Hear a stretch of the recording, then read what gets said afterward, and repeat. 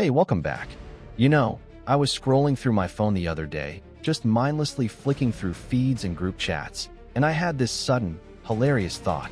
What if Geoffrey Chaucer had a smartphone? I pictured him in a medieval tavern, not writing in a book, but hunched over a glowing screen, thumb flying, posting hot takes about the clergy, or a brutally honest review of a pilgrim's hat, or maybe even a spicy, anonymous gossip thread about the people he'd met on the road. And it struck me that's exactly what he did. He just used parchment and ink instead of a screen. His feed was the Canterbury Tales. And it wasn't just entertainment. It was a quiet, profound revolution.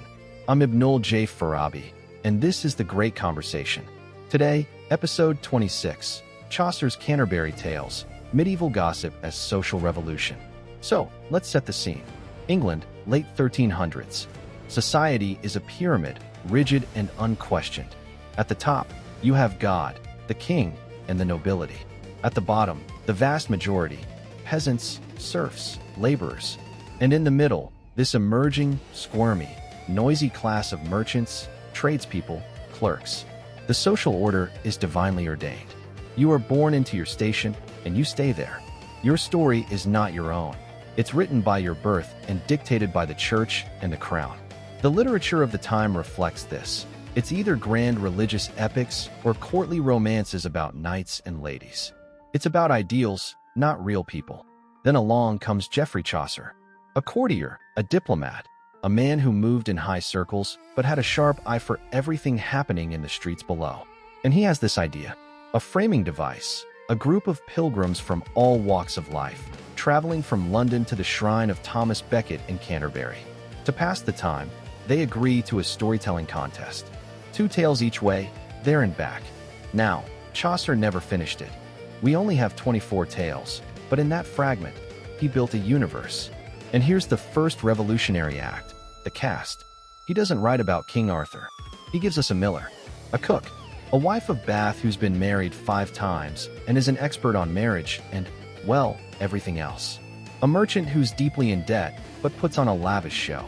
A pardoner who sells fake religious relics and has hair as yellow as wax. A prioress who tries desperately to seem dainty and refined. A knight, yes, but also his son, a foppish squire more interested in romance than battle. This isn't a hierarchy, it's a cross-section.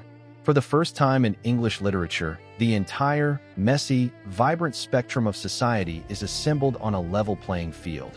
A dirt road, to be exact.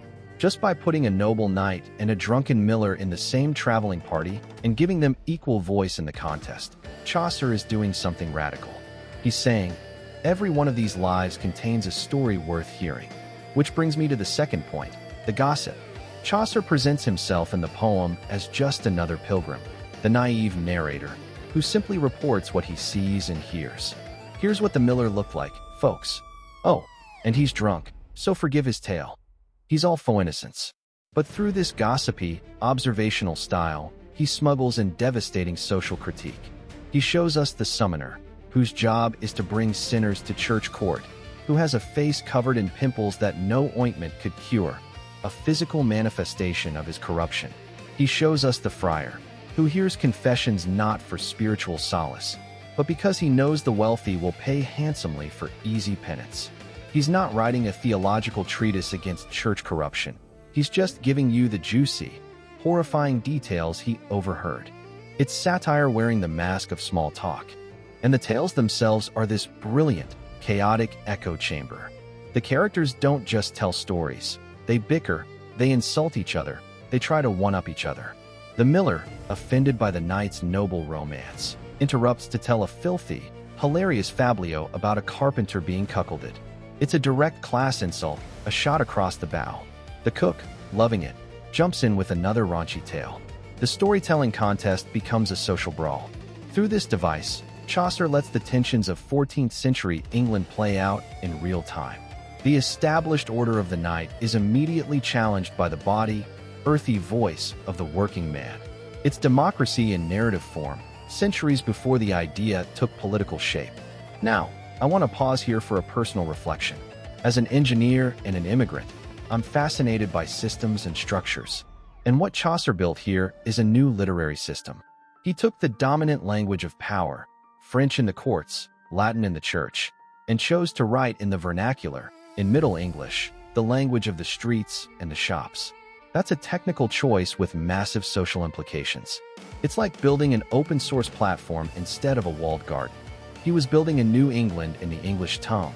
Listening to these tales, in that language, feels like overhearing the actual, unfiltered conversations of a nation coming to self-awareness. It's messy, contradictory, and brilliantly alive. That's the ultimate revolution, I think.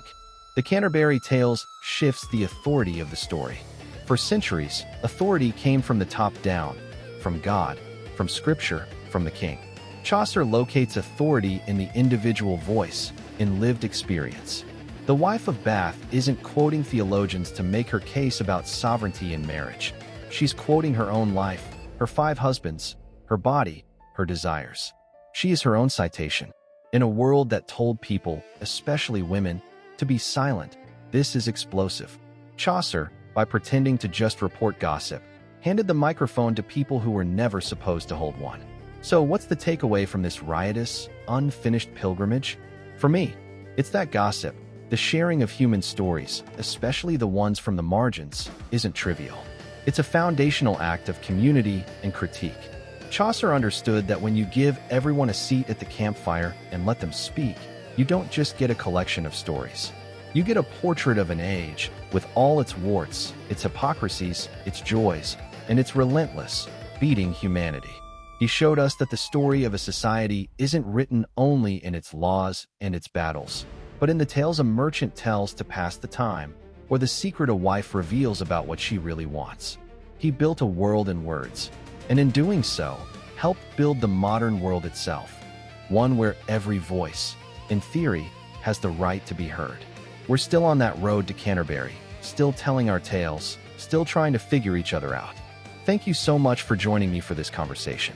If you enjoyed this journey back to the 14th century, please do share the show with a friend who loves stories, history, or a good bit of gossip. For the full archive of episodes, visit our home at Light Not Studios. https://www.lightnotstudios.com. I'm Ibnul J. Farabi. Until next time, keep listening and keep the conversation going.